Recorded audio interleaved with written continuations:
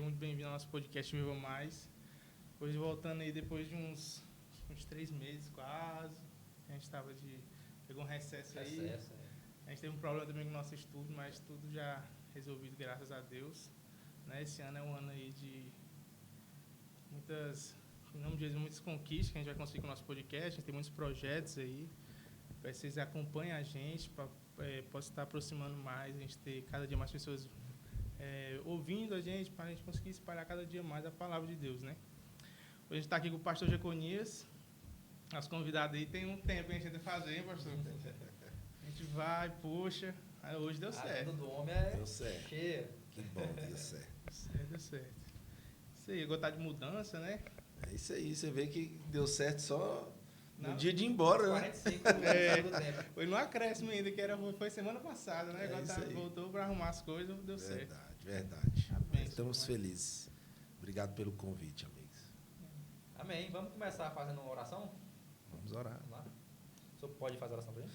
Vamos orar. Senhor, nosso Deus, obrigado pela oportunidade que temos aqui de conversar, de falar do Teu nome, das coisas dessa vida que o Senhor tem dirigido, e nos abençoe a cada ouvinte também, a cada um que está conectado aqui conosco, que o Senhor também esteja presente no nosso coração, no coração de todos. Amém. Em nome de Jesus. Amém. Amém.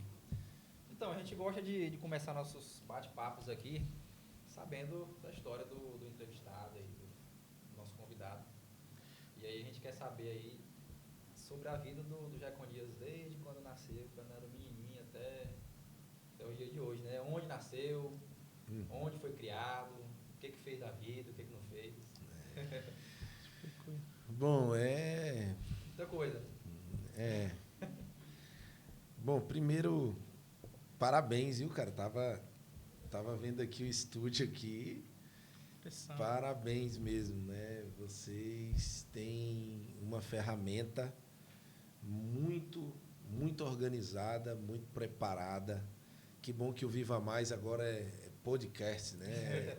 Viva Mais, que acho que as pessoas estão assistindo, elas ainda não têm a noção e a proporção do que é o Viva Mais, né?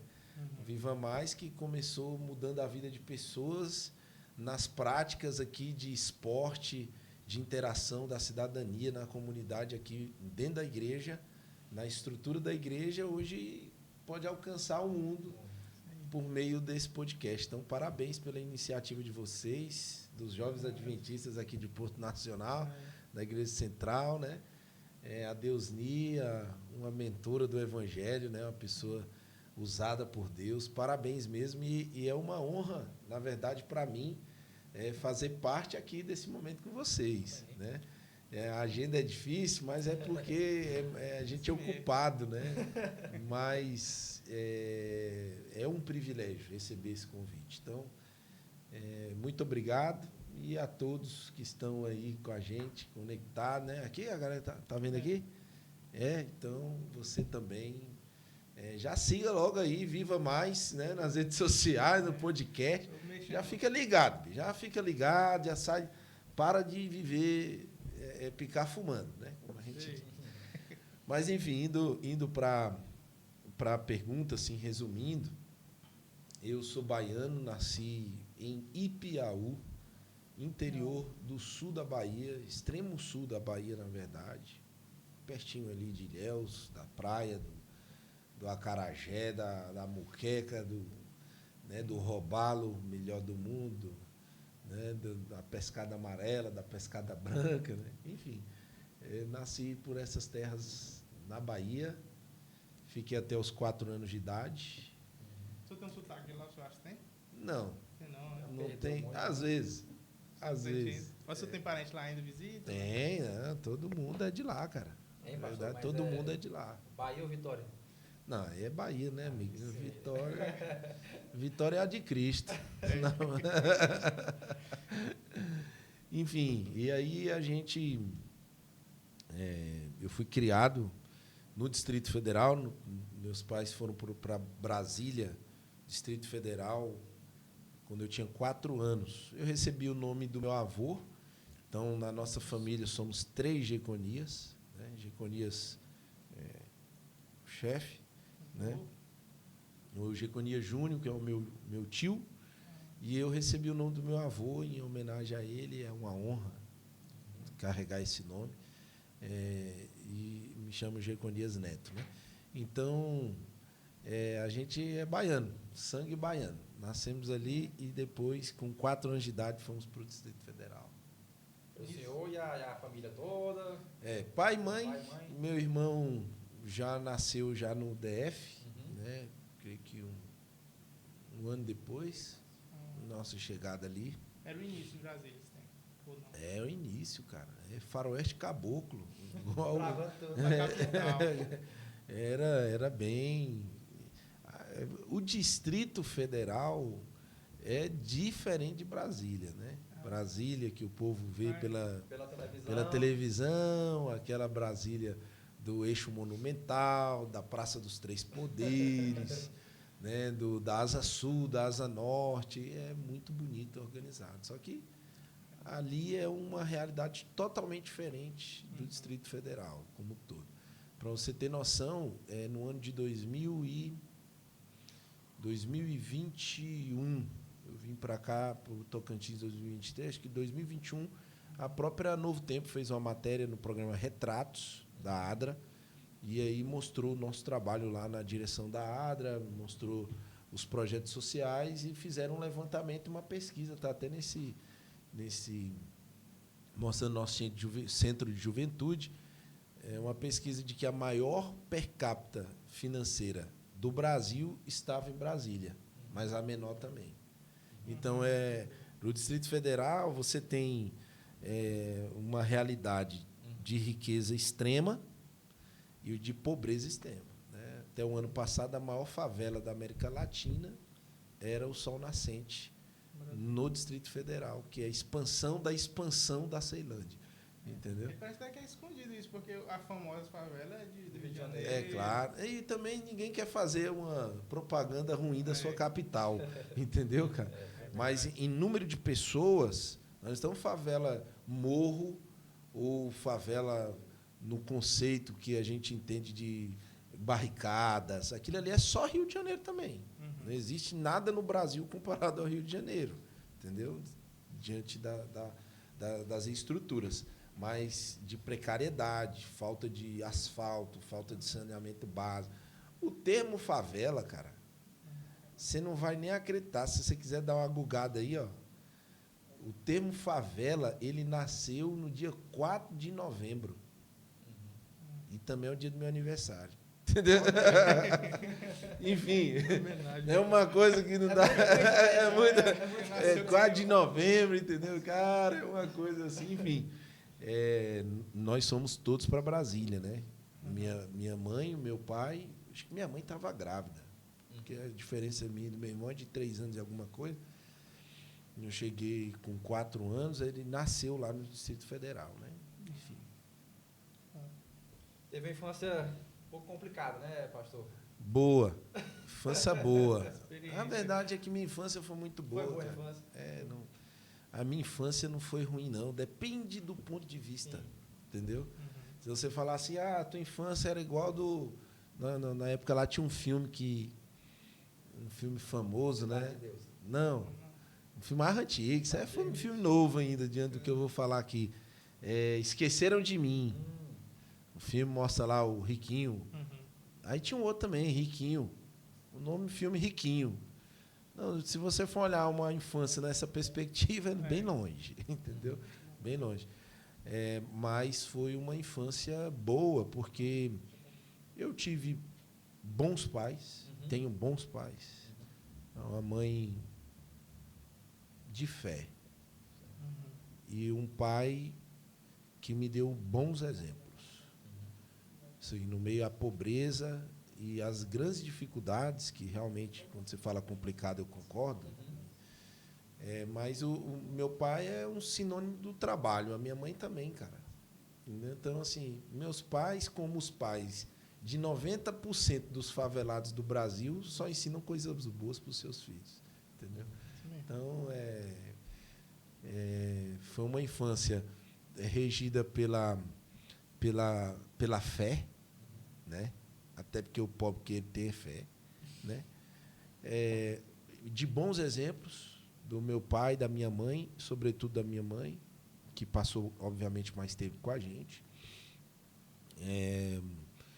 A minha quebrada, o lugar onde eu cresci, né? É bem precário mesmo, né? Pobre, mas o menino não está ligado nisso aí, não. Ele está sabendo da pipa, da biloca, da bolinha de gude, do fliperama, da escola. Então, para mim, isso era um mundo maravilhoso. Né? Claro que você vai crescendo e você vai percebendo a dor que está envolvido dentro de uma estrutura precária. Né? Porque você vai percebendo a dor, porque vai chegar um momento na tua caminhada que você vai faltar para você, você vai perceber que falta. Né? Não é a criança que está lá, não, o que tem para comer hoje? Não, tem jiló, feijão e arroz. Beleza. Melhor comida do mundo, entendeu? Mas quando você vai crescendo e começa a ter comparações e o mundo... cara, aí você vê que isso faz uma diferença, mas não dita a vida de ninguém, entendeu? Crescer em meio à pobreza é você ser afetado pela pobreza e não infectado por ela. São duas coisas diferentes. Tem gente que está numa comunidade, numa favela, ele é afetado pela falta de oportunidades, né? Pela falta de estrutura, mas ele não é infectado. Tanto que ele está lá, mas ele não mata e morre por aquilo lá, entendeu? Ele não canta aquela música, eu só quero ser feliz, andar tranquilamente na favela onde eu nasci e poder me orgulhar e ter a consciência que o pobre tem seu lugar. Essa é a música mais medíocre que eu já ouvi na minha vida, entendeu? Então, quer dizer que o lugar do pobre é no meio da falta de saneamento básico, escola precária. O mundo romantizou tanto a pobreza e a dor e a luta e o preconceito que a gente criou até música para a gente se sentir alguma coisa. Não, eu tenho o meu lugar. Não, o lugar de pobre é na universidade, na faculdade, é crescendo, é na igreja, é conquistando, é dando o seu melhor. O lugar do pobre é saindo da pobreza, entendeu? Enfim, mas não adianta sair de lá, igual tem vários que saem, e o coração continua pobre, por isso que estou falando. Ele foi infectado, né? Racionais dizia, né? O Mano Brown ele tem uma frase que eu gosto, ele fala assim que o dinheiro na mão do Zé Povim, ele esfarela. Né? Em outras palavras, o que ele está falando com isso? Né? Ele está dando um exemplo de que quando você está ali na quebrada, na comunidade, você cresce ali na favela, se você não tem o progresso no seu coração, você pode ter R$1 bilhão, sair de lá e conseguir R$1 bilhão. Isso vai virar dor, miséria, pobreza, droga e tudo que não presta. É o tal do Zé Povim. Entendeu? Então, assim, em resumo, a minha vida foi uma bênção, cara. Foi uma bênção, minha infância, porque eu tive uma boa criação da minha mãe e eu não posso colocar tudo que eu fiz de errado na vida e eu ter dado errado na conta dos meus pais. Eu não posso, entendeu? Cada um tem suas parcelas, obviamente. Mas eu prefiro olhar e fazer a minha leitura de vida da maneira que eu realmente, quando era criança, era feliz, cara. Entendeu? Feliz. O senhor tem uma história de vida, pastor, muito bonita, né? Podemos dizer assim. A gente conhece, talvez o pessoal que está em casa não conhece, né? Mas a primeira vez que eu ouvi a história de vida do senhor foi numa Semana Santa. O senhor fez depoimento e tudo mais, né? 2024. Eu acho que foi 2023, 2024, não lembro o ano certo. Semana Santa. Mas realmente muito interessante. E hoje o senhor tem um projeto do Ministério Carcerário e tudo mais, né? Que é muito bonito esse projeto aí. A gente queria entender como é que foi o envolvimento do senhor nessa parte ruim. As influências e como é que o senhor conseguiu sair de tudo isso, né? Cara, sim, vamos resumir, né? Eu digo que a melhor coisa do mundo é você contar uma história fora dela, entendeu? Porque quando tu conta uma história que você está fora dela, você conta sem dor. Entendeu? É alguém que escreve um livro que não é dele, pô. Entendeu? Ele escreve uma história miserável, super triste, né? Uma história muito profunda, mas ele não passou. Ele, não é dele. Eu preferia contar assim, entendeu? Então, para mim, toda vez que eu tento falar, ainda não é uma coisa legal. E vou te dizer mais, cara. Assim, eu fui quantos podcasts na minha vida nesses anos? Eu fui em 4 podcasts. Esse é o 5º. Mas eu tive, acho que, mais de 500 convites de podcast, assim. Sim, de verdade. De tudo quanto é tipo de podcast, né? Até, inclusive, um dos que eu fui é o podcast Rap Total, que são os casca grossa do rap, né? De Brasília, do Distrito Federal e do Brasil, né? Esse cara percussores. Eu fui lá. Mas eu nunca fui porque eu não gosto de ficar indo. Porque vão tocar nesse assunto. Não é que o assunto dói, é que fica chato, às vezes. Você tem que ficar... fica parecendo que você é vencedor. E eu não sou um vencedor, cara. Eu só sou um cara que luta bastante e que Deus me deu graça até aqui. Entendeu? Então, falar de um assunto que você superou, cara, o dependente químico, o mal dele é achar que superou. Entendeu? Esse é o problema. Então, eu tenho muito receio de falar de um lugar que, assim, é isso aí, são as lições, eu quero trazer lições para vocês. Mano, tenho dificuldade com isso, até porque eu sei que a luta vai ser até Cristo voltar. Entendeu? É claro que o leão que você enfrentava antes, quando você tem Cristo, se torna um gatinho, né? É mais fácil você enfrentar. Mas ainda é um felino, né? Tem que ficar ligado. Então, veja, resumindo, não é que eu não queira contar, tá? Eu só estou te falando as emoções por detrás de tudo isso, né? Resumindo, quando você é criado num lugar onde você tem muitas oportunidades de fazer o que não deve, de infringir a lei, né?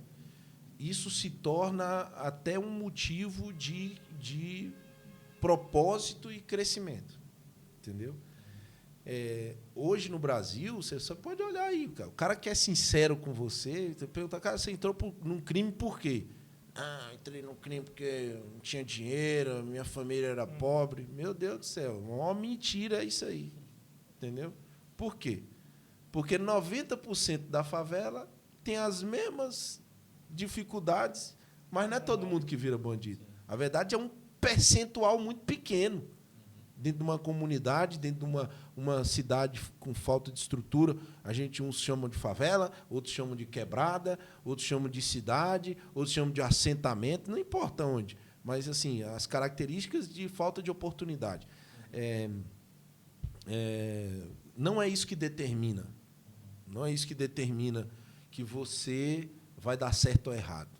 Não é, de fato. O lugar pode contribuir, mas não definir quem você é. Eu vi até um cara falando isso. A sua situação pode explicar, mas ela não justifica. Exatamente, cara. O que você vai ser. Exatamente. E eu acho que a maior grandeza da palavra de Deus é te ajudar a entender, mas te levar para outro nível. Nível de compreensão sobre a verdade e sobre a vida maior. Enfim, quando eu tinha 11 anos, praticamente, eu tive umas atividades, algo assim, algumas coisas que aconteceram na vida que marcaram. Primeiro, eu fui estudar numa escola e no primeiro dia de aula que eu fui, eu tomei uma surra. Com um rapaz que o nome dele o apelido era Cabuloso. Olha o nome do cara. Cabuloso. Né? E aí juntou ele mais uns 4 e eles me deram uma surra, só que assim, eu estava chegando e tal. De graça, só para dizer que né? Ele manda, Dizer né? que quem manda lá... Eu já era meio trombadinha, né? Na verdade, você olhava assim, você já via um projetinho, né? Um carinho assim complicado. Então, eles acham que para... Acho não, tenho certeza. Quando eu voltei para casa, nesse dia machucado, eu tive um traficante na rua de casa que ele viu os meus machucados. E ele me chamou e falou, o que é isso aí, moleque? Eu falei, não, nada não, tá, Deus é mais. Eu falo a cara dele. Não, o que é isso aí? Eu falei, não, você apanhou de quem?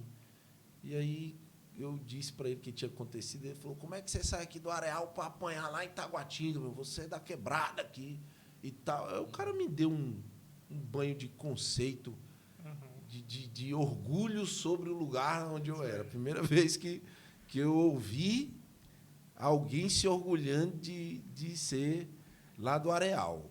Né? Eu sou voltou que nem o Cris, aquele episódio do Cris. Eu sou do grupo. Exatamente. Você vê que isso é normal, comum, acontece com todo mundo. Só que ele me apresentou um universo diferente. Né? Ele me trouxe para perto, ele me deu uma arma para eu me defender, ele me incentivou a voltar na escola e botar todo mundo no seu devido lugar, e eu fiz isso, entendeu? E nisso aí muita gente saiu com traumas, né? Porque eu não atirei em ninguém, mas muita gente saiu com dor de barriga de lá. Não falar outra coisa. Então, assim, a partir daí eu não estudei mais. Então, duas coisas, né? Teve essa situação e teve a situação de não estudar mais. Eu parei na quinta série, beleza. A outra situação foi a saída, o divórcio dos meus pais. Quando meu pai ele sai, a culpa dele, né? Não é porque ele divorciou e a culpa é de quem divorciou. Cara, eu não respeito um cara que sai fazendo um monte de bobagem na vida e depois fala, não, é meu pai, é minha mãe, que eu não tive estrutura. A minha vontade é botar preso. Manda você estar preso. Vai para o Ministério Carcerário agora, nós vamos cuidar de você. Né? Não, eu vejo o seguinte, contribui, cara. Mas eu tenho amigos que os pais são divorciados e que o cara é um cara decente. Inclusive pai de família, que virou um pai de família de um exemplo de pai de família. Isso. É isso, eu não vejo. Tem muita gente que fala isso, tipo assim, às vezes não sei se é meio que uma parábola, não sei se realmente já aconteceu, de a pessoa fala de um cara encontrar um bêbado na rua, né? Falou, pô, por que você é assim? Não, porque meu pai era desse jeito, achei minha mãe e tal. E depois encontra um cara que é bem sucedido e pergunta, por que você é assim? Como que você conseguiu esse caminho? Não, por causa do meu pai era um bêbado, eu não conseguia isso da mesma forma. Eu quero até deixar um abraço aqui tem muitos para falar, mas assim, Dr. Éder é um exemplo para mim. Dr. Éder Fior, né? É um cara criminalista, advogado há muitos anos, mais de 20 anos de experiência, mas é um cara que teve uma vida que a mãe morreu de maneira trágica. Ele tinha tudo para dar errado. E é um cara hoje muito bem sucedido e para mim, a maior riqueza dele, apesar de ser um cara de recursos, a maior riqueza dele é o que ele presta de serviço em prol da humanidade. Isso, para mim, é uma grande riqueza e um grande legado que ele me ensina. Né? Enfim, então, no divórcio dos meus pais, isso marcou bastante e ficou difícil para minha mãe. Minha mãe cuidar de menino levado, entendeu? Você tem quantos irmãos mesmo? Tem um. Um só. Nós somos 2. Ele é 3 anos mais novo que eu. E aí, enfim, o divórcio também ele ajudou a desestabilizar a vida, né? Porque, querendo ou não, o pai e a mãe ele têm funções diferentes, cara. Não adianta. Hoje nós estamos vivendo uma sociedade que as pessoas querem que o pai tenha a mesma postura que a mãe. Pai é pai, cara. O pai, ele é a força. Ele representa a força. Ele é o provedor, ele é o rústico. É o pai rústico. O pai rústico é o melhor do mundo. Entendeu? Agora, essas modinhas de hoje aí, o cara começa a ser pai de pet, assim, nada contra. Nada contra. O cara quer ser pai até de jacaré, eu já vi na internet. Então, assim, pode ser pai do que você quiser, amigo. Entendeu? Mas quando se trata de vida, você é o provedor, você é o protetor, você é o cara que resolve, você é o cara que oferece perigo pro mal. O mal tem que olhar para a tua casa e quando te ver, fala assim, Deus, peraí. Ali tem um homem, ali tem um cara que protege a família dele. Então, quando você perde isso, automaticamente, tudo fica mais frágil. Até uma vez a gente comentou sobre isso, sobre tanto que um homem está em função até dentro da igreja, né? Porque, assim, o cara, por mais que ele não seja um irmão assim, muito assíduo, alguma coisa, mas se ele está vindo com sua família, é totalmente diferente. Você pode ver que as famílias, que é inteira, sempre o pai está presente. Normalmente, quando a mãe é só, né? A gente já conversou isso. Que ela tem muita dificuldade para levar os filhos dela para a igreja. Porque fica frágil, né? O pai é aquele que, quando fala, até os ratos têm que se mexer dentro de casa. As baratas, correr, todo mundo tem que correr. Entendeu? Não, mas você tem que ser carinhoso. Beleza, mas você pode ser carinhoso, tudo isso, mas você ainda tem que ser a voz do limite. O pai põe o limite, a mãe, ela dá um lar. O pai faz a casa, mas sem a mulher não existe um lar, cara. Entendeu? Sem a mulher não existe um lar. Um complementa o outro. Isso. Não dá para você misturar as duas coisas.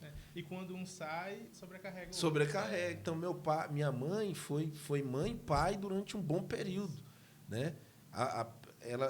Minha mãe, assim, é uma mulher de fé e de limite também, né? Que ela colocar limite. Mas a figura paterna, ela, né? Se você preferia levar uma surra do teu pai ou da tua mãe? Essa é uma pergunta que você faz um moleque. Vou fazer uma pergunta para o moleque. Quer saber? Não, mas o meu pai, beleza, cara, mas tem uma exceção. É uma exceção, entendeu? Mas tem pai que bate fora. É uma exceção, cara. Mãe, né? Tem mãe que pega pesado demais. É uma exceção, entendeu? Enfim, esse divórcio dos meus pais, eles colaboraram para eu fumar. Eles abriram a porta, eles fragilizaram a minha força de continuar firme e não entrar pelas portas que o diabo abriu. Então, dali eu fui para a bebida. Aí eu comecei nesse negócio de matar aula, lá na escola. Matava aula, pulava o muro. Antigamente o nome era Sukugami.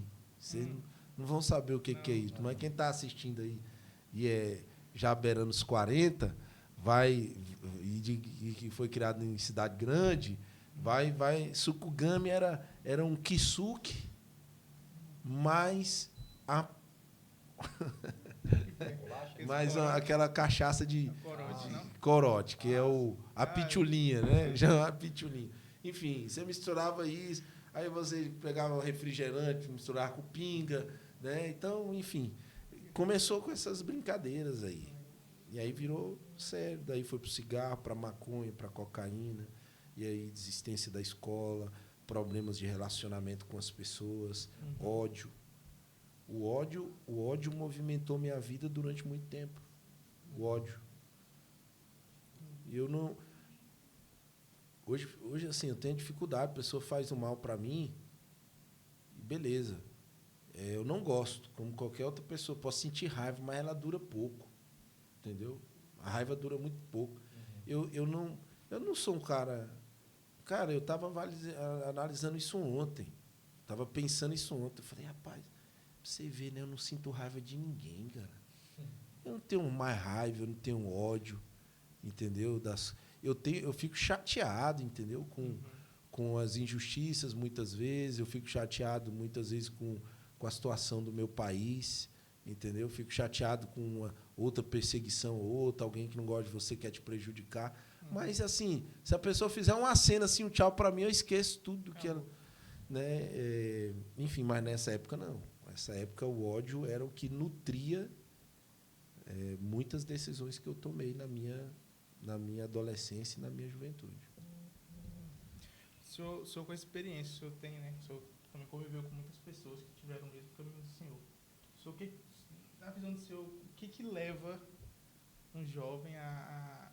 Assim, o senhor falou que... Porque muita gente realmente já vê justificativa de falar que a questão familiar, que ela teve...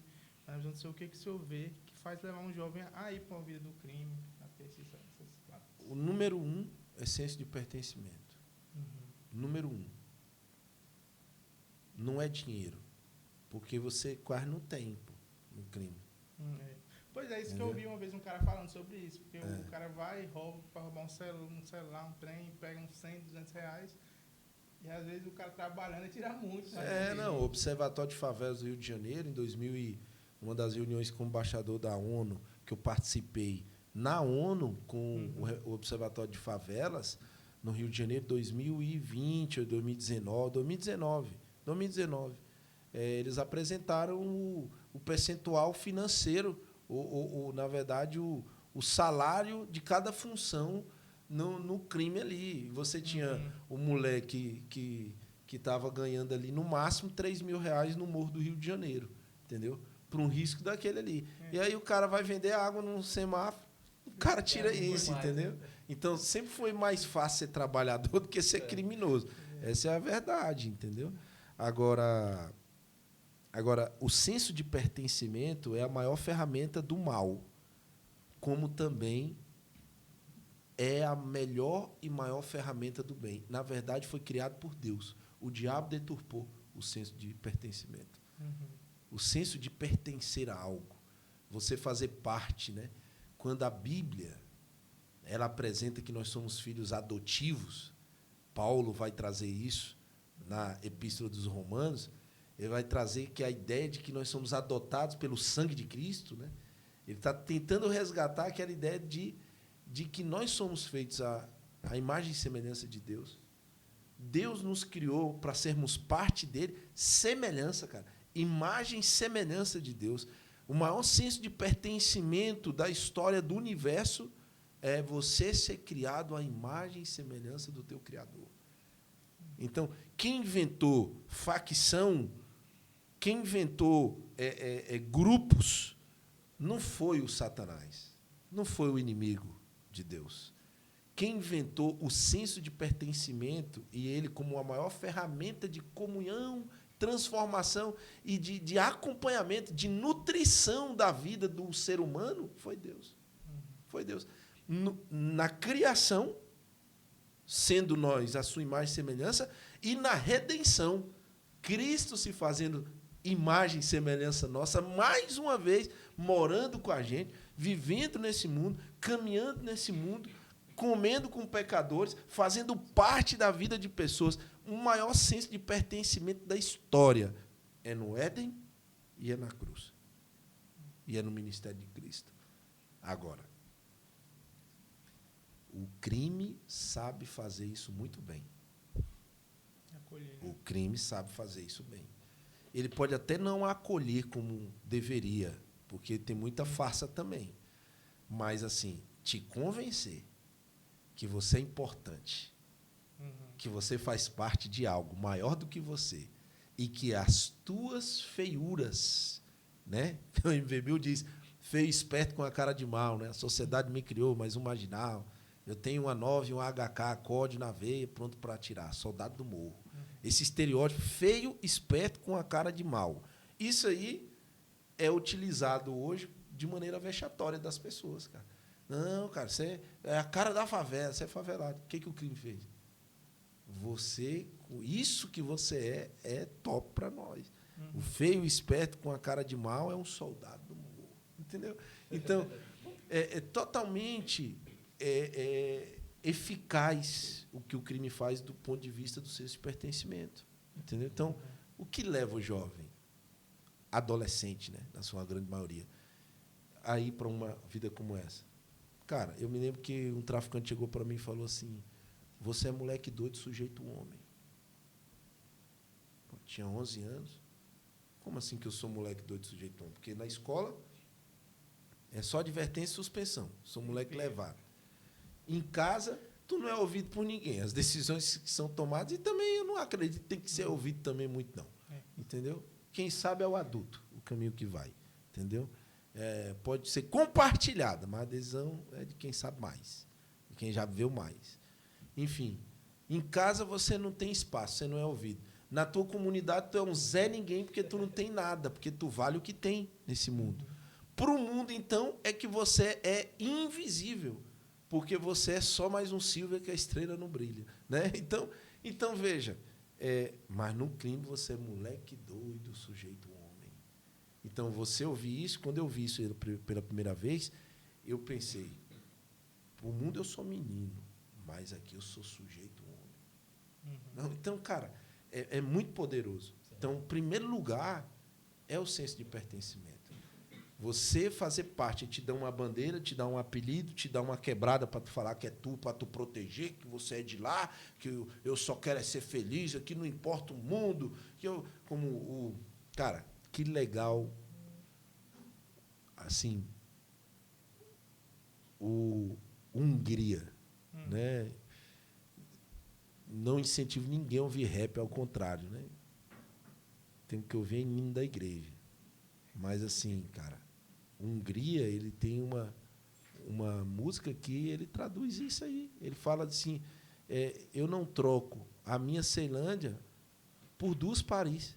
Eu não troco a metade da minha Ceilândia por 2 Paris. Entendeu?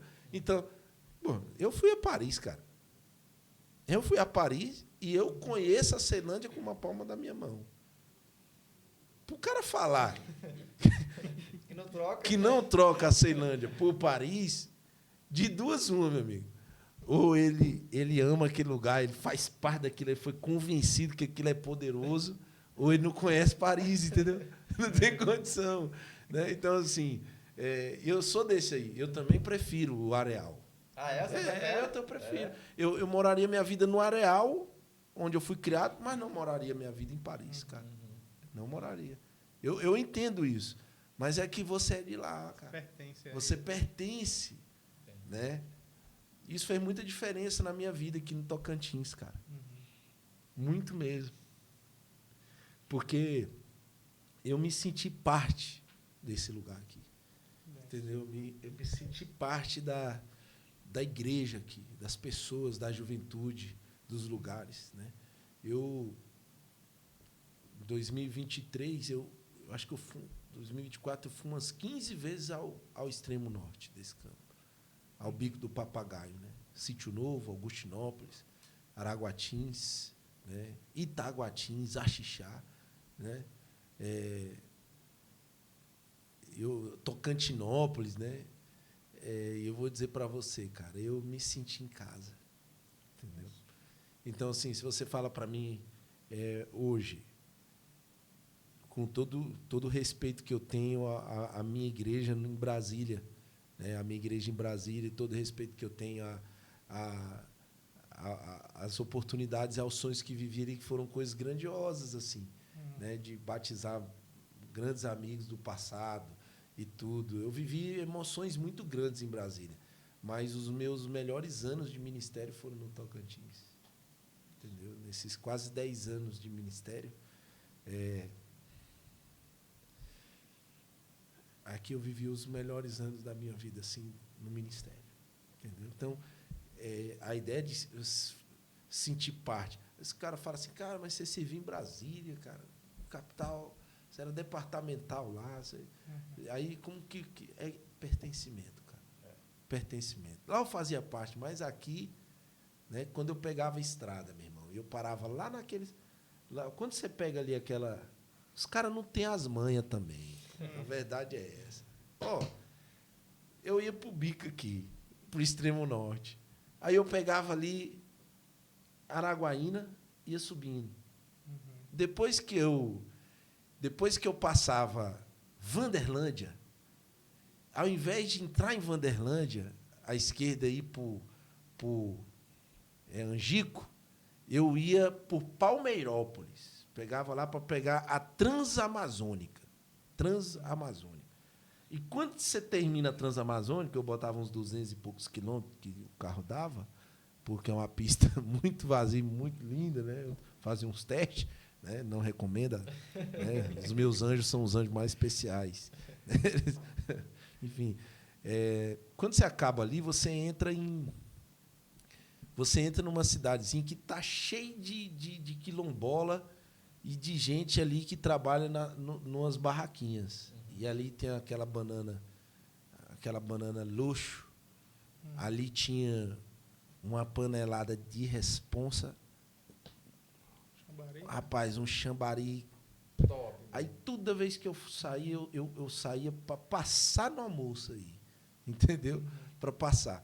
Então, assim, eu me sentava lá, conversava com os povos da minha família, porque, sim, cara, foi uma benção.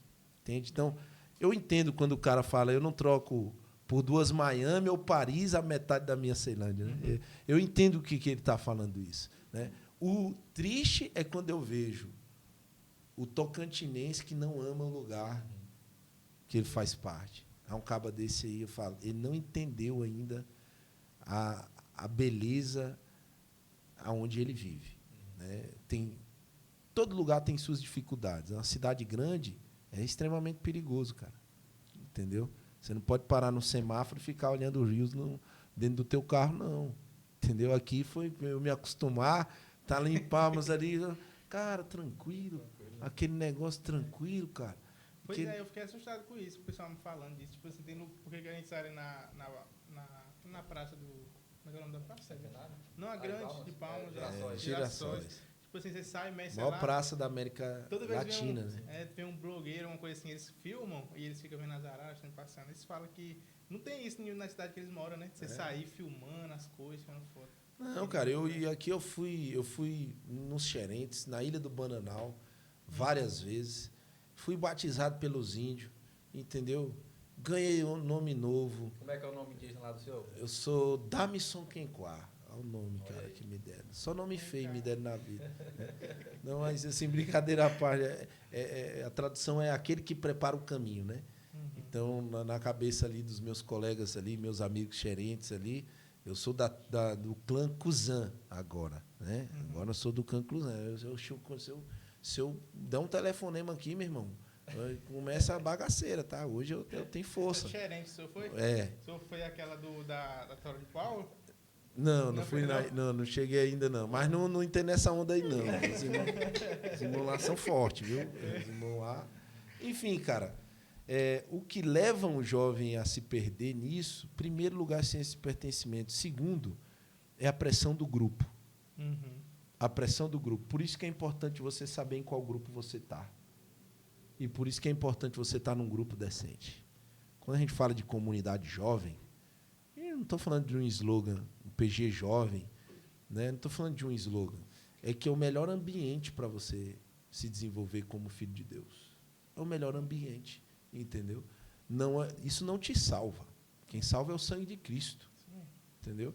Mas isso te ajuda a pertencer ao sangue de Cristo, entendeu? Então é diferente. A vida de comunidade salva as pessoas. Eu já até falei isso em outro podcast, que a nossa personalidade, nosso jeito de falar, os lugares onde a gente vai, né, retrata as 5 pessoas que a gente mais convive. E pior que é verdade demais isso aí, cara. Eu fico vendo isso aí. Quando você convive com uma pessoa no seu serviço, onde a pessoa xinga demais, você vai acabar pegando esses trejeitos ruins aí. E se você está num ambiente onde todo mundo está centrado no meu objetivo, por exemplo, a comunidade jovem, né, sua realidade é outra. Isso é demais, dando serviço lá. Aí eu tô assim, tranquilo. Aí agora tá aquelas músicas paredão, né? Que os meninos ficam falando tu. Aí eu tô de boa, eu começo tu. Aí o povo, olha, irmão, que música é essa? Porque pega, não tem jeito. É a pressão do grupo. Então a pressão do grupo, ela contribui. E terceiro, cara, há um chip dentro do coração do jovem e do adolescente que eu não consegui botar um nome ainda. Mas é um chip misturado de revolta com burrice. Entendeu?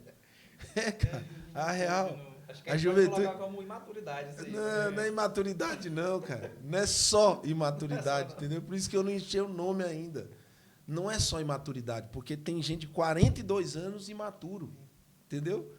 Tem gente de 42 anos imaturo, 50 anos maturo. Eu já conheci ser humano complicado, bicho. Não sai da casa dos pais, tem responsabilidade, dá vontade de prender também. Uma cadeia. Tá, Ministério Carcerário.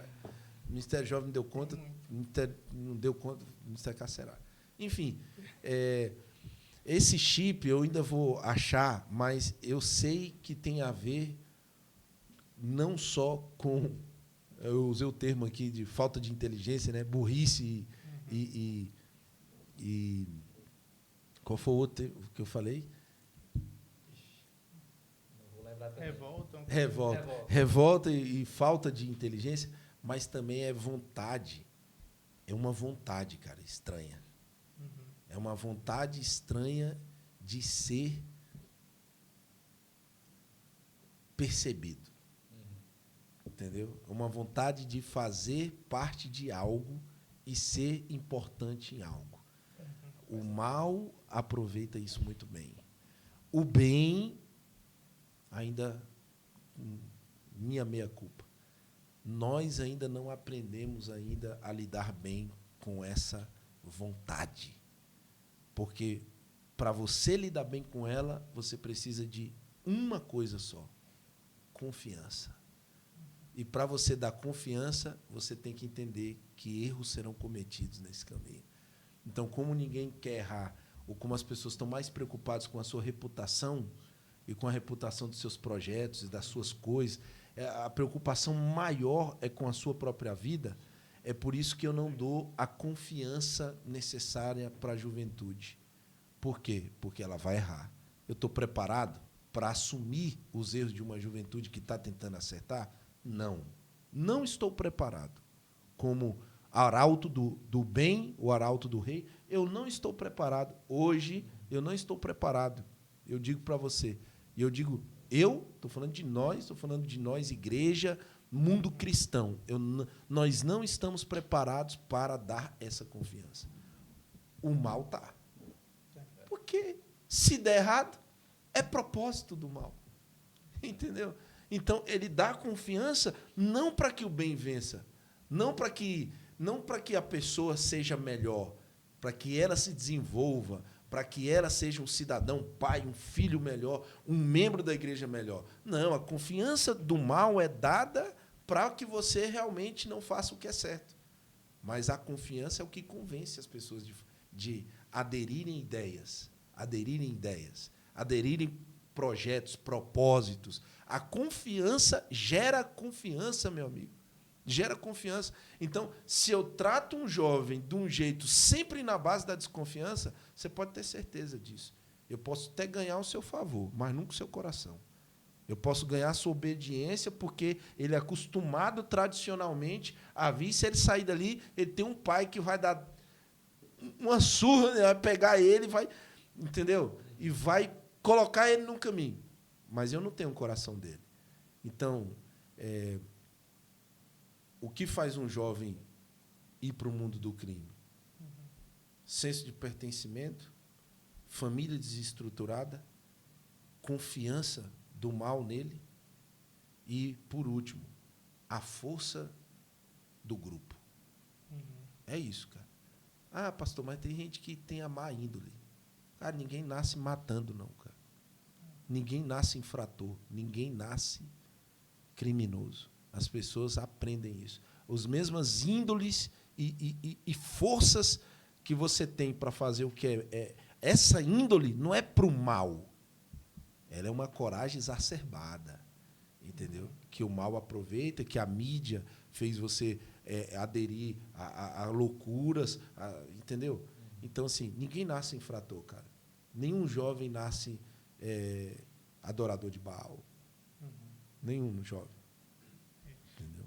Sei, até falando dessa questão da família que o senhor falou, o senhor gosta das músicas aí, tem uma música que eu já vi os caras citando, da Racionais também, falando que tem um trecho Esse irmão assim. aí não tá por não. Rapaz. Brincadeira. Sabe, Brincadeira, cara. Tô brincando, mano. Não, é que tem uma que fala assim, família brasileira, como é que é? Dois contra o mundo. Mãe solteira de um professor vagabundo. Né? É onde assim, criança for da família estruturada, né? E que a gente até comentou no começo o quanto que uma mãe sofre com o filho dela, porque ela tem que suprir a necessidade paterna dentro da casa dela. E aí fica a dela. E ela provavelmente não vai conseguir fazer nenhuma das duas direito. Né? Exatamente. Fica essa deficiência até no desenvolver da criança ali. E aí vem essas coisas assim, a pessoa até se justifica por isso. Acha que Isso pode contribuir, mas não te definir. Isso. Show. Pastor, e onde que entrou a igreja adventista na vida do senhor? Rapaz,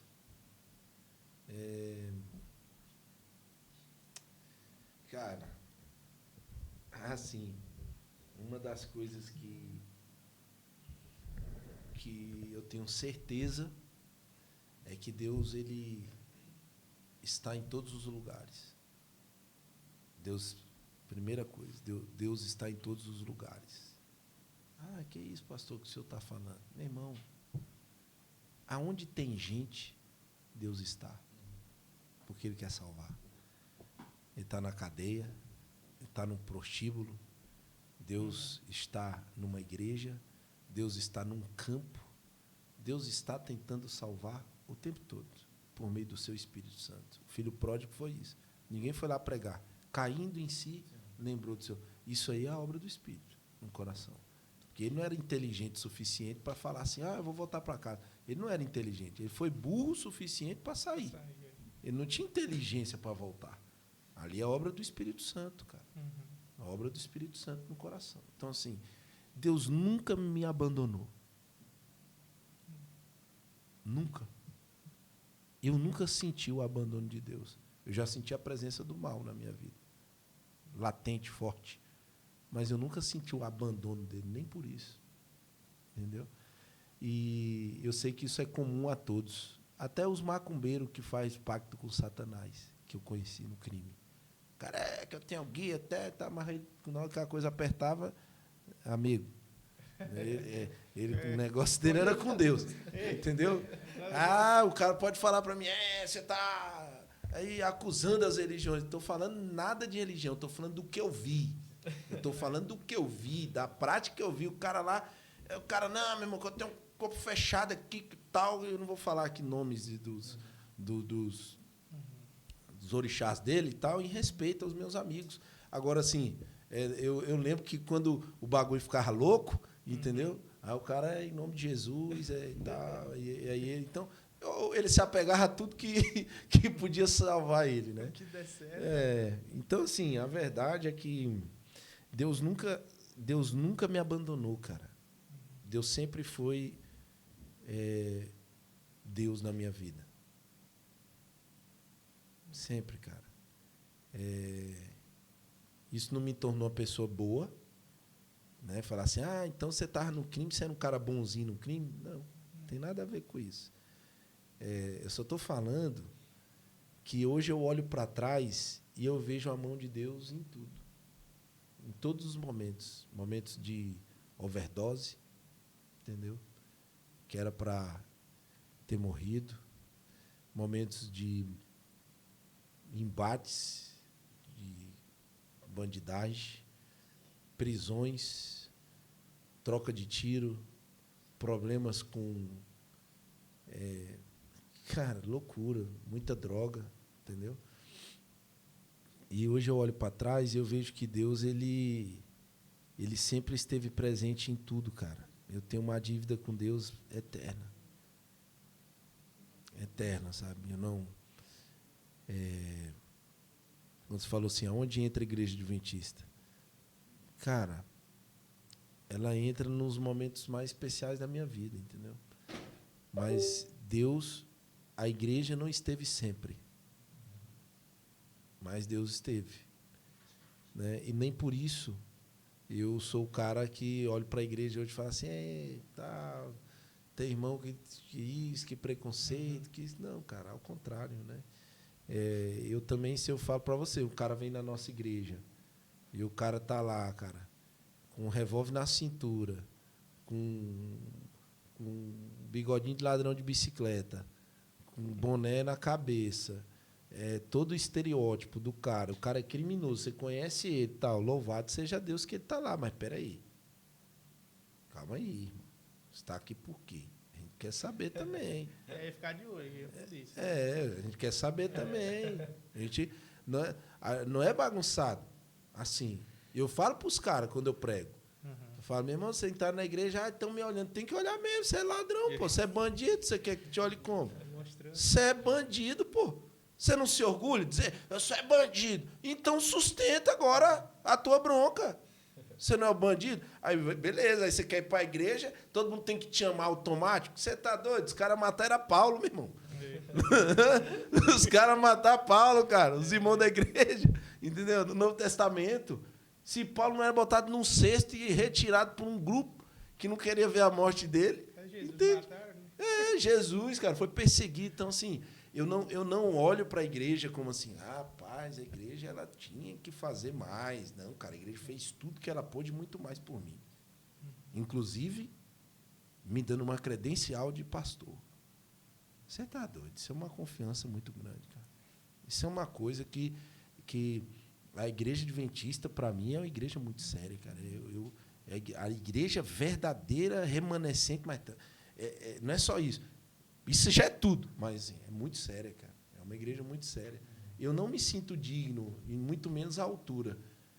De verdade mesmo, nunca me senti. Minha vida foi correr disso. E constantemente o meu pensamento é fugir disso. Entendeu? Pela pequenez que eu sou, pelos problemas que eu tive no passado. Não, pastor, você não se sente perdoado? 100%. Por isso que eu prego. Que eu sei que a graça perdoa, transforma e salva, e é isso que faz nos tornarmos o que somos como igreja. A igreja remanescente é essa igreja do evangelho eterno, que transforma e que fala a toda tribo, língua e nação, não é só a poucos. É para todos. É de quartel à cadeia, né? É de quartel à cadeia, né? É de favela a Beverly Hills, bairro de rico, entende? Ao preto e ao branco. É isso que nos torna remanescente. O que nos torna remanescente não é a organização da nossa igreja. A organização da nossa igreja nos torna organizados, entendeu? Organizados. Agora, o que nos torna remanescente é o cumprimento profético de Apocalipse, capítulo 14, versículos 6, 7 e 8. Um movimento de Bíblia aberta a toda tribo, língua e nação. Isso é o que nos torna. E esse evangelho chegou no meu coração. E essa responsabilidade também chegou no meu coração. Então, Deus me chamou para isso. E a igreja adventista, ela chegou, por exemplo, num momento engraçado da minha... triste, e o momento foi cômico, né? Porque eu estava no semiaberto, eu só saía os finais de semana, mas a igreja que fazia um trabalho lá no presídio era a igreja batista, um pastor chamado Cangerê, que foi um ex-bandido, e eu não sabia, e ele estava lá pregando, e um dia ele testemunhou, ele falou assim, eu era preso aqui, meu irmão, eu sou pastor da igreja. Eu falei, rapaz, será? Será que Deus perdoa uma miséria de um homem desse, cara? Igual eu estou aqui, os outros aqui e tal. Será que Deus vai perdoar uns caras desses? Porque, assim, uma coisa é perdoar irmão de igreja, né? Agora, você perdoar um bando de bandido, cara, que está na cadeia, entendeu? E ainda tem os que o próprio crime considera pior, que são estupradores, entendeu? Pedófilos e tudo mais. Aí que o crime... Aí você olha para os pedófilos, estuprador, o cara estuprou uma criança, cara. Entendeu? Aí o crime olha para ele e fala, não, tu vai morrer. E aí a igreja vai olhar para ele e falar assim, não, cara, você é salvo por Jesus. Você entendeu a potência do evangelho?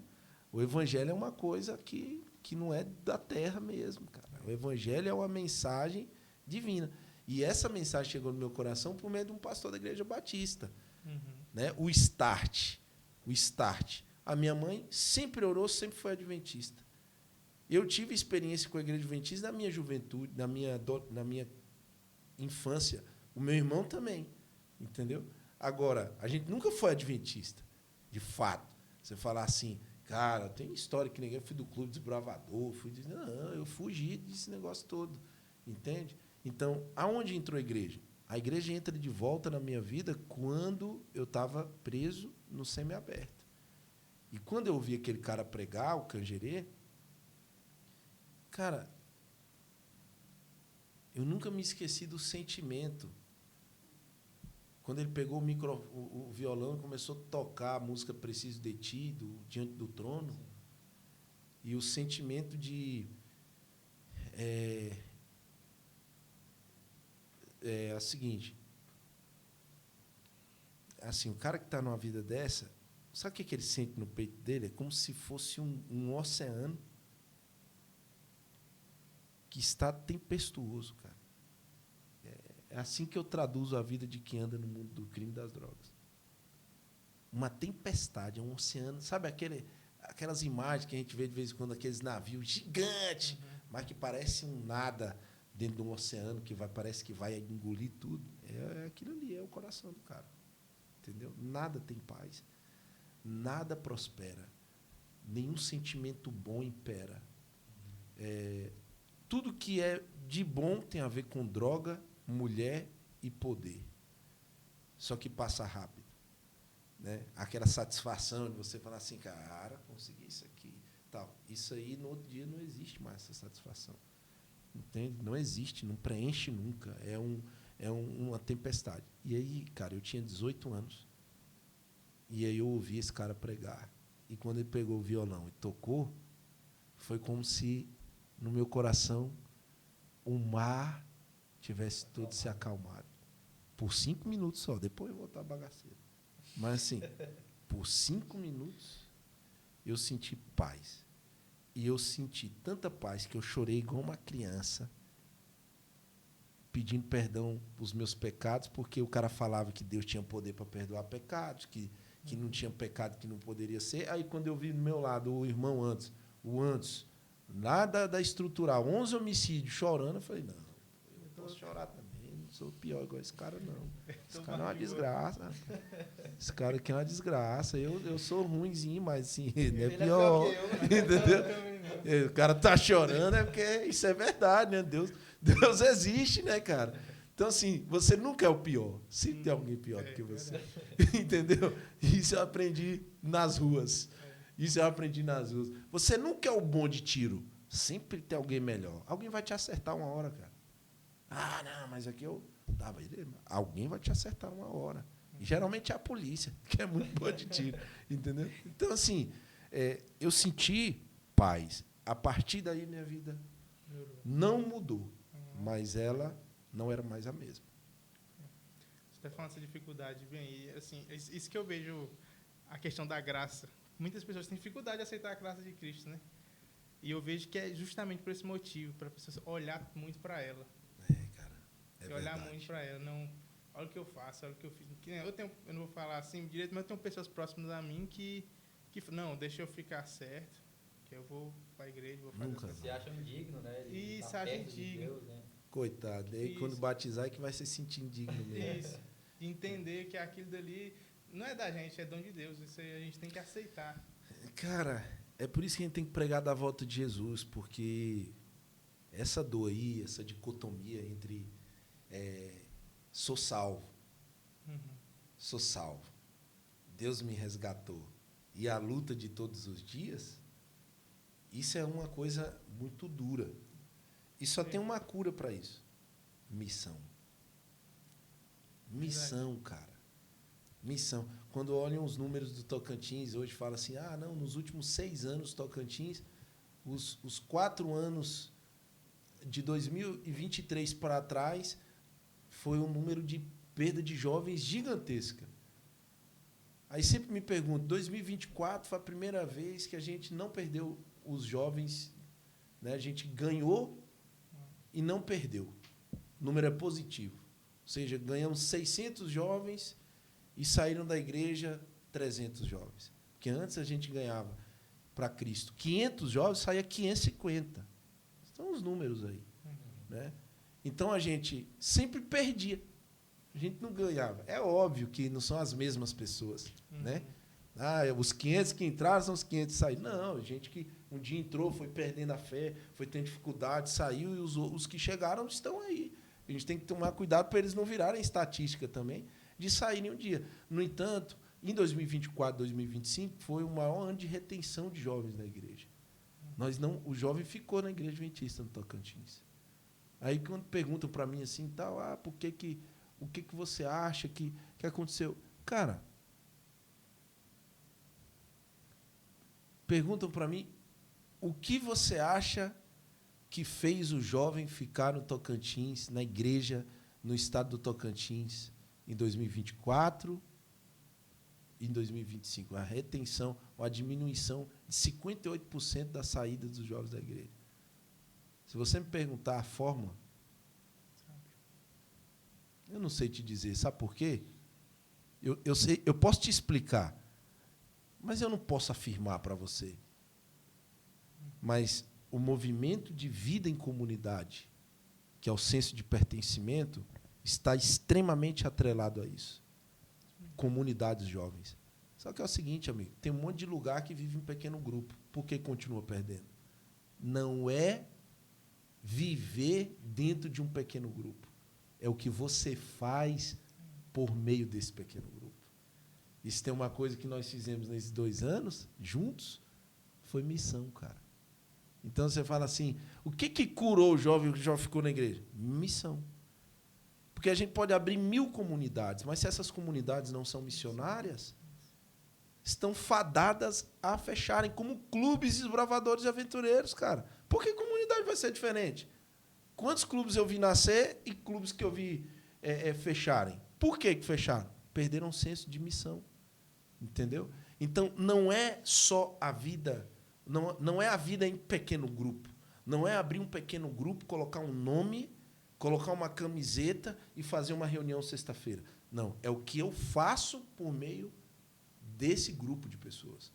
Se eu cumpro a missão, se tem pessoas estudando a Bíblia, se tem pessoas conhecendo o Evangelho, que um dia salvou minha vida, a probabilidade de eu ficar na igreja é muito grande. Entendeu?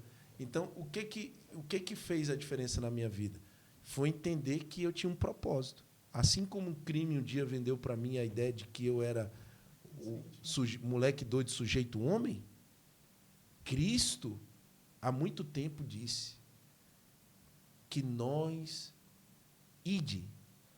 seríamos aqueles que ele enviaria.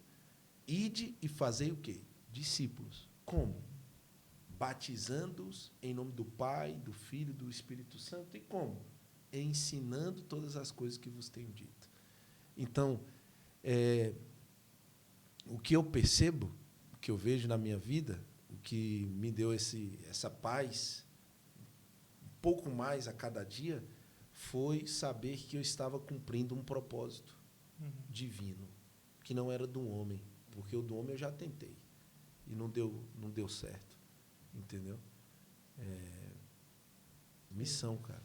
Até do discipulado, o senhor acabou de falar, né? É uma coisa que tem aumentado bastante. O senhor comentou aí do Clube Desbravador. Porque o Clube Desbravador, às vezes, ficava assim... Não era que era largado, mas era só uma pessoa aqui, seus clubes, quando tinha um evento, juntava, então acabou, né? Hoje a gente tem um discipulado, hoje a gente tem um regional, tem o distrital, tem tudo. E aí as pessoas sempre respondem uma a outra. E eu vejo que isso, até dentro das igrejas, é muito bom, das igrejas, quando tem esse discipulado de pessoas, porque, assim, eu vejo que algumas igrejas têm muito problema de, não, isso aqui é eu que faço, isso aqui é da minha forma. Né? Ela não consegue aquela pessoa, às vezes, ela não traz outra pessoa para junto dela, para aquela pessoa também se sentir, no caso, até pertencente àquilo, eu gero aquilo, eu faço isso acontecer também, e é até melhor, eu acredito que um líder, quando ele faz o trabalho dele bem feito, é quando ele não precisa trabalhar mais. Exatamente. Não é isso? Porque ele enviou alguém. Né? Tem alguém... E aí eu pergunto aqui, para todo mundo que está assistindo esse podcast, para nós aqui, isso é uma reflexão nossa. É uma reflexão que eu tenho que fazer a partir dessa conversa que a gente está tendo aqui.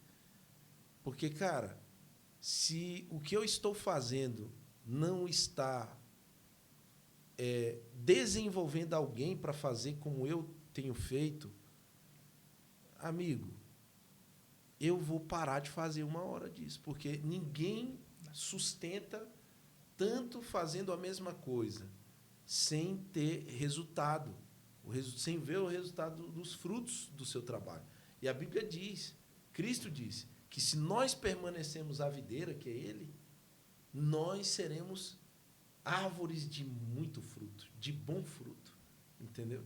Então, assim, o cara fala para mim, não, mas eu subo no monte para orar, pastor. Meu negócio é orar. Beleza, irmão. Amém.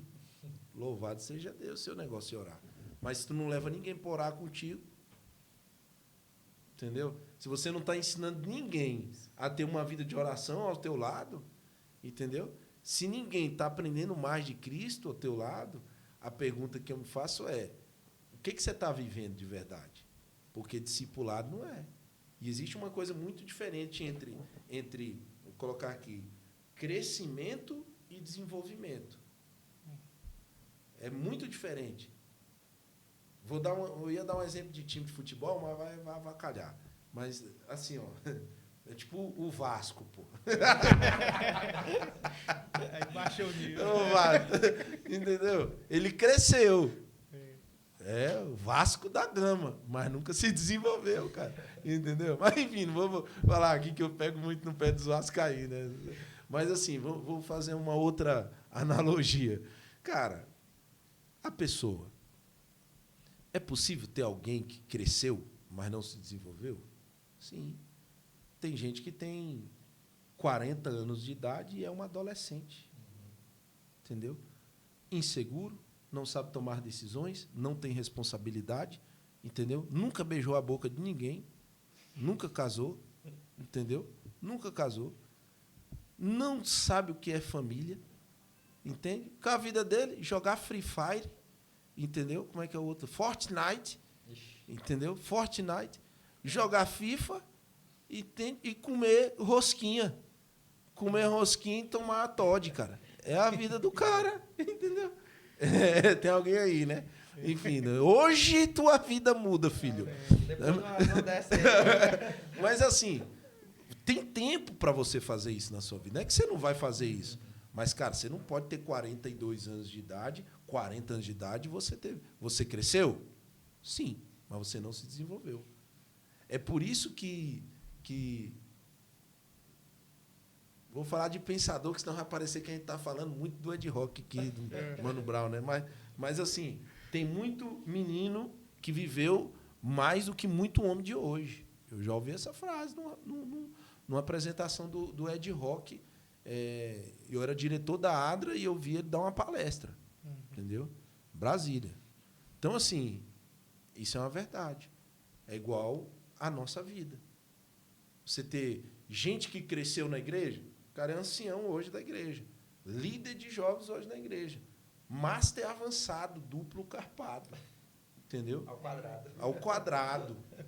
É verdade? É. Cresceu? Poxa, cresceu. Mas se desenvolveu? Quem se desenvolve gera fruto. Sim. E qual é o maior legado? Você pergunta para mim assim, eu já construí prédio que está lá em Brasília, lá um núcleo da área, tem meu nome lá, tal, bonito, reformado, coisa linda, né? Projetos que tem um nome ali, o seu nome ali. Mas o maior legado de alguém é um outro alguém. Entendeu? Esse maior legado de Cristo no mundo não tem pedra sobre pedra da época de Cristo. Não existe. Eu fui em Roma e eu vi um império, uma cidade já construída em cima da outra. Entendeu? Os anos se passaram. Não fica nada. Mas, meu amigo, tem mais de 2 bilhões de pessoas nesse mundo que se consideram cristãs. Porque um dia Jesus pegou 12 e desenvolveu esses 12. E como que foi desenvolver? Como é que esses 12 cresceram, se tornando menores? Entendeu? Quem era o maior? Aquele que servia. Quem era o mais importante? Aquele que se entregava mais. Entendeu? Que dava a vida. Então, assim, o que é vida discipulado para mim? O que a igreja fez por mim? A igreja me deu desenvolvimento, cara. Desenvolvimento. A igreja me ajudou a me desenvolver em Cristo Jesus, meu Senhor e Salvador. A igreja... Ah, pastor, não, cara, eu tenho títulos fora da igreja que são notáveis. Embaixador da Juventude da ONU, membro 2025, 2024. Tive o privilégio de assumir a 6ª cadeira como imortal da Academia Brasileira de História, Arte e Literatura, uma academia que existe desde 1910, co-irmã da Academia Brasileira de Letras, entendeu? Que lá vai só quem está já nas últimas, né? Mas nessa você pode entrar até mais novo. Mas, enfim, eu estou falando assim, que títulos... cresceu, cara, cresceu, isso passa. Agora, para mim, quando eu olho para o areal, é ver que lá eu batizei pelo menos 8, que não valia nada. bandido, para o mundo do crime, os caras perigosos, os caras respeitados no mundo do crime, que não tem mais o apreço que eles tinham, ou o destaque, ou o dinheiro que eles, inclusive, tinham. Mas são grandes líderes da Igreja Adventista hoje. Eu olho para trás e eu vejo pessoas. Se eu olhar para trás hoje, você olhar para trás hoje, na tua igreja, no teu ministério, aquilo que Deus te deu para fazer, e você vê só evento, cara, Triste. acho que está na hora da gente olhar para as pessoas, entendeu? E não importa a quantidade delas. O que importa é que uma fora do crime, por exemplo, tanto de gente que deixou de sofrer. Sim. Olha a economia que eu fiz para o Estado brasileiro, cara. Entendeu? De deixar a gente presa, pagando conta. Olha quantos eu livrei da morte pela graça de Deus, né? Eu digo eu, né? Pelo privilégio de discipular os caras, né? Quantas famílias, né? Agora eu juntei no Ano Novo, juntei lá 15, os 15, com as famílias. Eu olhei assim, cara, fui participar do Ano Novo agora, primeira vez que eu juntei todo mundo num Ano Novo, assim. Aí eu olhei assim, eu ficava emocionado, eu caçava um jeito de me esconder para eu chorar sozinho. E porque se eu choro, os caras tudo choram também, aí fica aquele velório. Né? Não, nós temos que morrer mesmo, nós não somos dignos. Você acredita? Esse é um pensamento, cara. É um pensamento, uma graça. Fala, o cara entendeu tanto o poder do evangelho, que o cara fala assim, não é justo eu viver. Entendeu? Não é justo eu viver. E aí a graça vem e cobre ele, a multidão de pecados. Ele fala assim, não, você não vai viver mesmo, não. É Cristo que vai viver. É algo muito pesado, até para quem não é do crime também. A gente vê a morte de Cristo, né? A gente vê o que Cristo fez por nós. E a gente vê que não merece nada. Por isso que eu falo que é muito difícil, às vezes, pessoas aceitar a graça. A graça. É muito difícil, É porque difícil. você se sente envergonhado. Claro. Você sente que nem Adão, quando Deus volta, você se sente envergonhado. É. Você quer se esconder de Deus.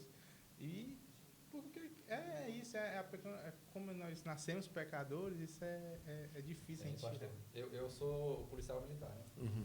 E aí tem um ladrão aqui em Porto, que o primeiro furto dele foi em 93. Ah, miserável, tá suportando, Ele tá aguentando muito E tempo. domingo passado, Ele é bom, eu estava de serviço e aí a gente fez a prisão dele de novo, por furto de novo. Olha, graças a Deus. E aí, eu escutando essa história do senhor, assim, não me vem na cabeça, cara, que um Cara ladrão daquele. desse consegue sair realmente desse mundo. Eu imagino a emoção que deve ser do senhor num ano novo desse, com 15 pessoas que o senhor conseguiu ali implantar Deus na vida dele, né? Cara, Que os caras hoje... A minha alegria é que os caras hoje são o seguinte. Antes, era aquele negócio assim, né? Eu sou soldado, meu irmão. Sou soldado. Tá. Hoje é do mesmo jeito, só que é para Cristo, cara. Entendeu? Os caras, eles sabem, meu irmão, meu negócio é guerra. Então, ninguém deixou de guerrear. Só mudou de exército. O problema é aqueles que vêm para a igreja e acham, não, que está tudo certo. Não, cara, você está numa guerra ainda. Entende? Só que eu vou te dizer, eu compartilho do seu pensamento. Tem uns que eu olho, a verdade são até mesmo a gente que veio de lá.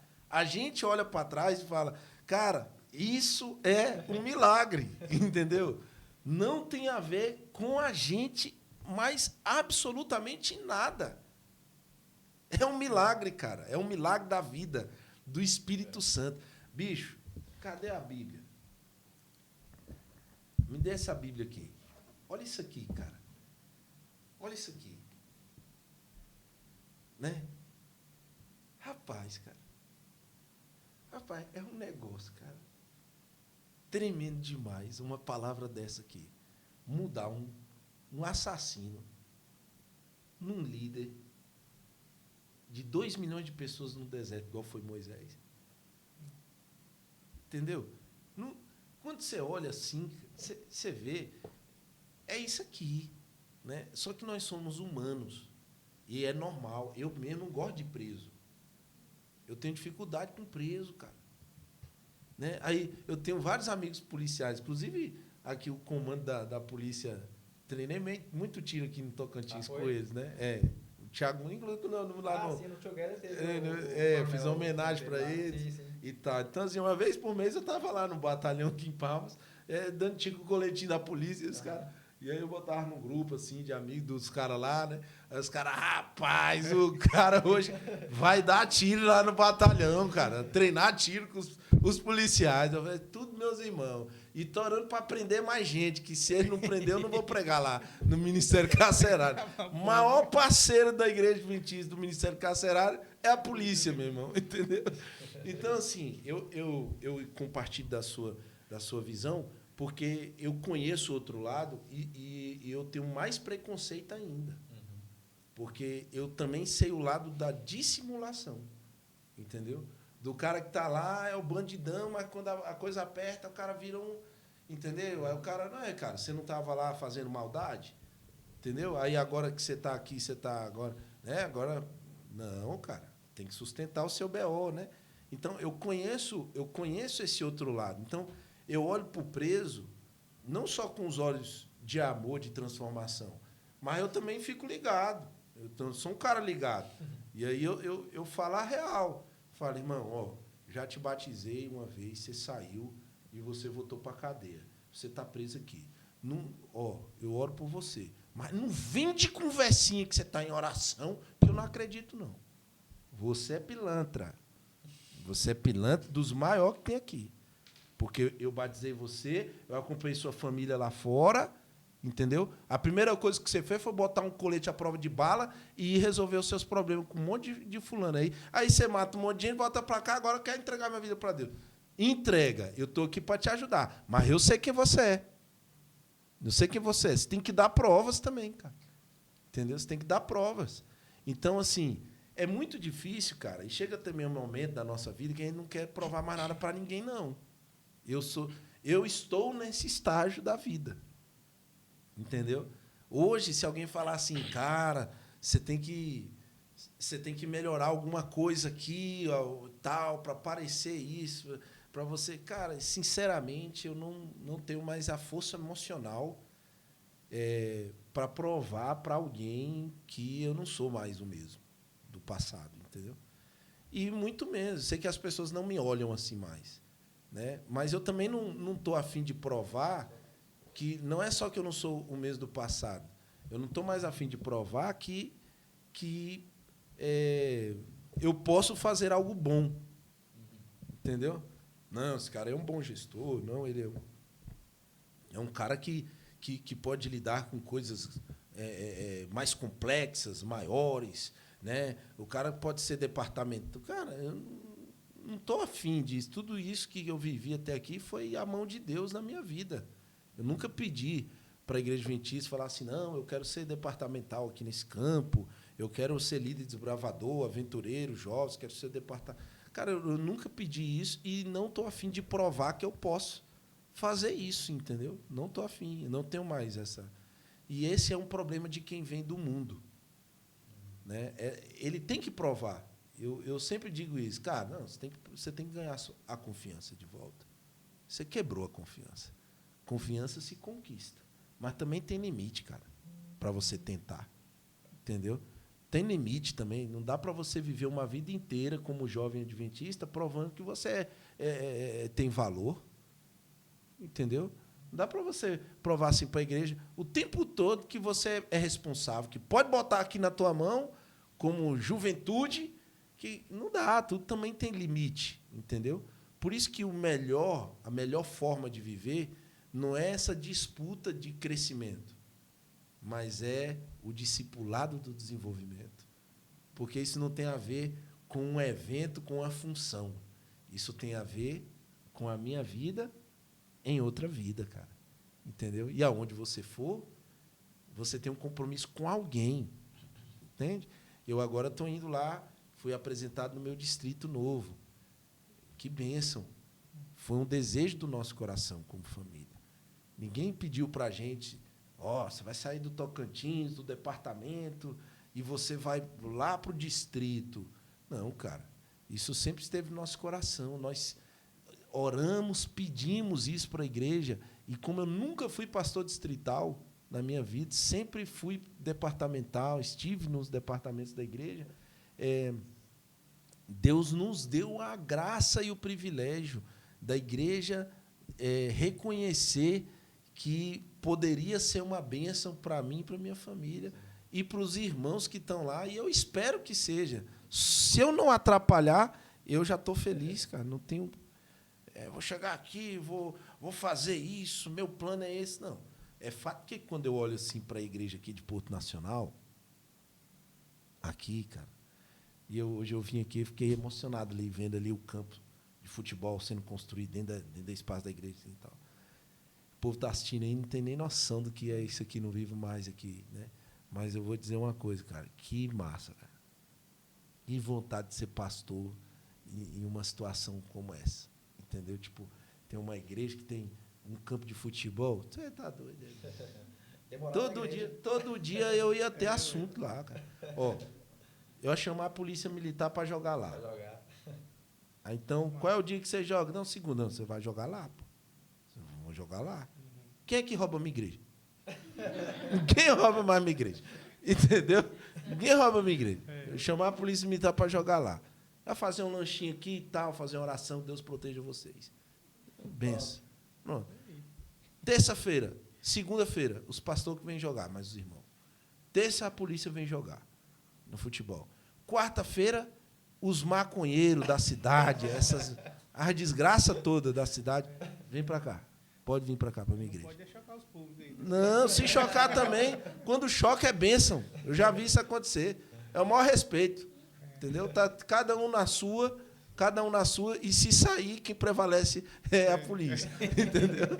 Então, assim, ninguém vai entrar em problema. Então, se chama os maconheiros, que não valem nada da cidade, vem aqui jogar aqui, cara. Faz os timezinhos aí, ó. Peba da cidade. Olha o nome do time. Pebas. Pronto, cara. Botou o nome do cara, botou lá o nome tal, Desbravadores, enfim. Já traz aqui. Na quinta-feira, futebol da terceira idade.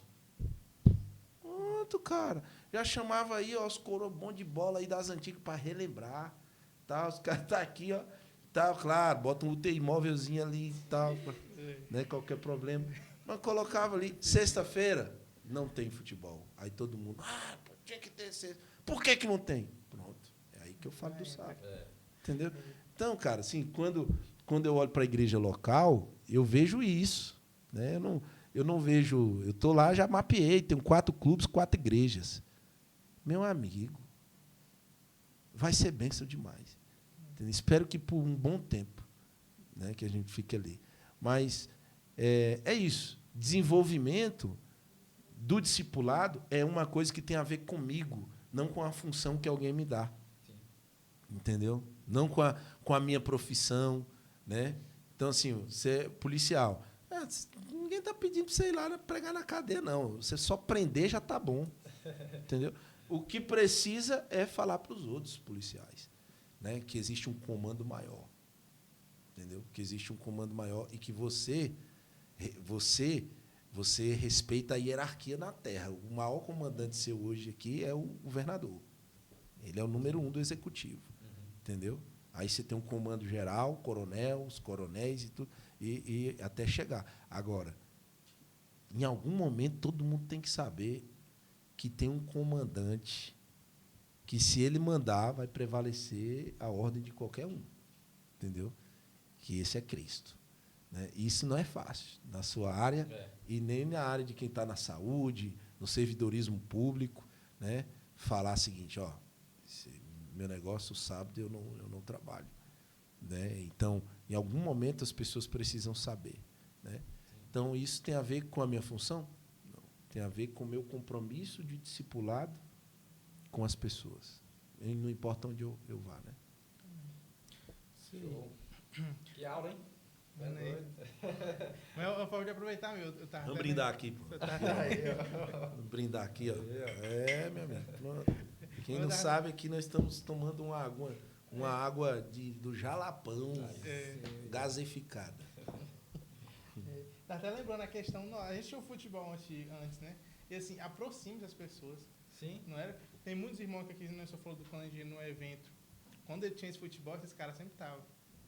Ó, Sempre tá. eu nem ia falar, mas já que o senhor tocou no assunto, eu já cheguei de abordar gente na rua com maconha e me reconheceu daqui da igreja, do vôlei. Olha que legal, cara. Já aconteceu isso aí. E Aí falaram com ele assim, você é do Ibope, bota a mão pra trás, não quer conversa embora, meu irmão. E aí, Pode deixar que batendo da igreja. Deixa eu te prender primeiro, depois nós conversa de Jesus. não, Tem que e fazer aí isso era certinho. um jovem de uns 16 anos de idade. Que pena. Não tem cara de Uhum. falando de nada, sabe? Uhum. Você vê que...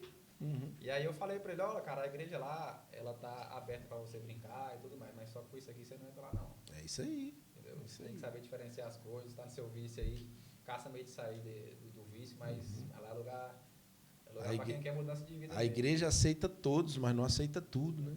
Então, Isso aí. Pastor, a gente tem um tópico aqui, a questão da educação de pessoas. Teve um mentor, quando o senhor entrou na questão do crime, né? O senhor teve um mentor também. Rapaz, hoje inclusive, tem 18 anos que mataram o irmão dele, né? Aí a mãe postou hoje, eu estava lendo lá e tal. Assim, o crime, cara, é uma coisa ridícula, né? Mas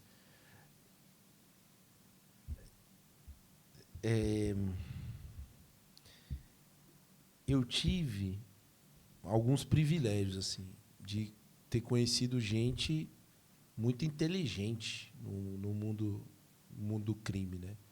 E gente antiga, inclusive, não era uma patotinha de moleque novo, né? E eu tive esse privilégio para o crime, para quem está no crime, de ter pessoas que eram bem-sucedidas, assim, do ponto de vista relacional, né, do ponto de vista financeiro e tudo mais. E isso fez com que eu aprendesse também muitas coisas ali por meio dessas pessoas, né? E algumas coisas servem para a vida hoje, né? Você não vai reger sua vida por aquilo que... É porque você não é tudo isso aqui, né? Isso aqui tem que reger a sua vida, mas, por exemplo, você foi criado como vaqueiro. Tem coisas lá que a Bíblia não fala de vaquejada, entendeu? Mas tem coisas lá como vaqueiro que você aprendeu que vão te ajudar a ter uma visão de vida, a tomar decisões e tudo mais, né? Algumas coisas que eu aprendi, uma coisa que eu aprendi no mundo, no mal, que foi uma coisa vantajosa para mim, do ponto de vista humano em si, foi, cara, ter cuidado. Entendeu? Ter cuidado com o que você fala. Entendeu? Você tem que ter cuidado com o que você fala. As suas palavras, elas têm poder. Aí, beleza. Só que Cristo me ensinou que não é o que eu falo. Não é se eu falo. É o que eu falo. Então, eu posso falar muito se eu falar do Evangelho. Entendeu? Posso falar muito se eu falar do Evangelho. Então, esse mentor, que hoje está preso, inclusive, é um cara que eu fiz até o casamento dele. Fui obrigado a fazer o casamento dele, né? Porque a gente não pode casar, né? A gente tem critérios na igreja primitiva para casar, mas, cara, eu não consegui cumprir o critério, né? Porque é o seguinte, o cara saiu da cadeia e aí me manda uma mensagem. E aí, meu irmão, você é pastor, cara, e tal, que coisa, meu irmão, tal. Eu quero te ver. Eu falei, mano, eu não vou ver esse cara. Como é que esse cara quer me matar, né? Porque teve uma época que ele quis me matar, entendeu? Então, assim, eu ainda estava com aquilo na cabeça, né? Eu pensei, meu irmão, não vou ver esse cara, não. Mas, assim, cara, eu vou, entendeu? Meu irmão, se morrer também, se é esse meu final, que seja, eu sou crente mesmo, entendeu? Que seja rápido. Né? Agora, eu fui encontrar ele na cidade de Vicente Pires, ele estava escondido lá, né? E tal, tinha matado muita gente por causa da morte do irmão dele, e ele ficou matando muita gente durante anos, até que não tinha nada a ver, eu acho, na história. Mas, enfim,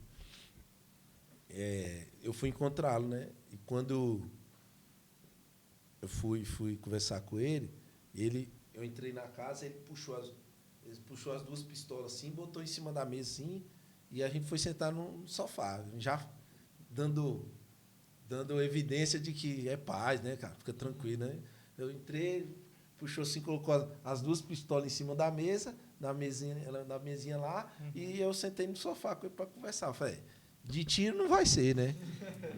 Mas, enfim, brincadeiras à parte, a gente conversou bastante, conversamos do Evangelho. Né? O cara olhou para mim mais forte, né? Sem boné, sem bigode de ladrão de bicicleta, né? Sem uma postura diferente da vida, do olhar. Ou seja, Cristo que tinha me encontrado. E eu testemunhei para ele. E aí, cara, beleza, a vida foi passando, passou um ano, ele na rua. E nesse ano que passou ele na rua, ele foi casar com uma mulher benção, mulher correta, não era uma mulher ruim. E aí ele queria fazer a coisa certa, que era casar, né, certinho, sim, no papel, mas com a bênção de pastor e tal. Eu falei, meu irmão, como é que eu vou casar um cara desse? Sendo que eu não posso casar o cara fora da igreja, cara, desse jeito aí e tal. Ele não é crente, a mulher é. Então já é uma divergência nisso, né? Então, assim, eu não posso casar ele. Mas, cara, não teve como não. O cara falou, meu irmão, eu vou fazer uma festa lá, cara, tem que ter a bênção de Deus. Você é meu pastor. Você hoje é meu pastor. Aí, cara, eu cheguei na Ceilândia, meu irmão. O que tinha de vagabundo naquele lugar não era brincadeira, não, cara. Bandido de alta periculosidade, meu irmão. Gente, e eu de terno e gravata lá, e alguns me conheciam, né? Meu irmão, e aí ele falando, aqui, ó, aqui é meu pastor hoje, meu irmão. É meu pastor. Era meu filhote, mas agora é meu pastor, meu irmão. O cara é meu pastor. Aqui é meu, ninguém toca, não. Se tocar, tá ligado. O cara ameaçou as pessoas de morte. Cara, senso de pertencimento, né?